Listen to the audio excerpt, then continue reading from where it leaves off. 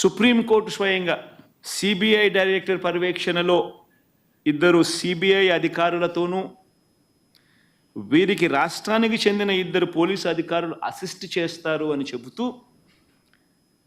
వీరికి తోడు food safety and standards authority of India FSSAI నుంచి కూడా ఒక అధికారి నియమితులై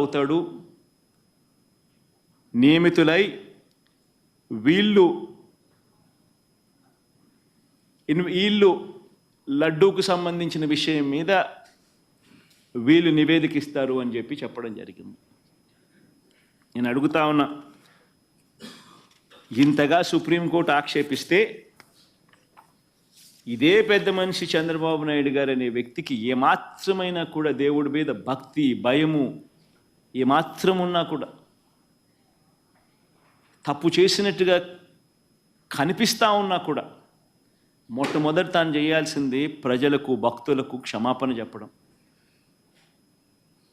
తిరుమలలో స్వామివారిని వేడుకోవడం, తప్పు చేశాను స్వామి క్షమించండి అని చెప్పి.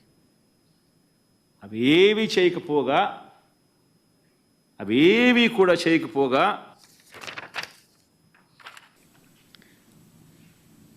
చంద్రబాబు గారి నిజస్వరూపాన్ని సుప్రీంకోర్టు ఎత్తి చూపించింది. ముఖ్యమంత్రి హోదాలో ఉన్న వ్యక్తి మత విశ్వాసాలను ఎలా కావాలని రాజకీయ దుర్బుద్ధితో ఎలా రెచ్చగొడుతూ ఉన్నారు అన్నది సుప్రీంకోర్టు అర్థం చేసుకుంది. కాబట్టే స్ట్రాంగ్ కమెంట్స్ కూడా పాస్ చేసింది. దేవుడిని రాజకీయాల్లోకి లాగొద్దు అని, పొలిటికల్ డ్రామాలు చేయొద్దు అని స్ట్రాంగ్ కమెంట్స్ కూడా సుప్రీంకోర్టు పాస్ చేసింది. చంద్రబాబు గారు స్వయంగా వేసుకున్న సిట్టును సైతం రద్దు చేసింది. నిజంగా తిరుమల పవిత్రతను, స్వామివారి ప్రసాదం విశిష్టతను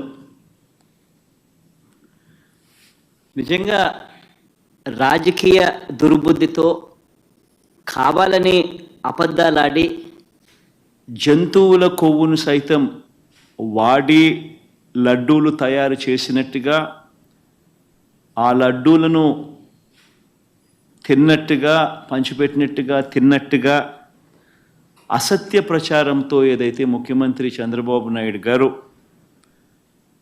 తిరుమల లడ్డును, వెంకటేశ్వర స్వామి విశిష్టతను, తిరుమల ప్రతిష్టను ఏ రకంగా అయితే తాను అపవిత్రం చేశాడో వాటి అన్నింటికి సంబంధించి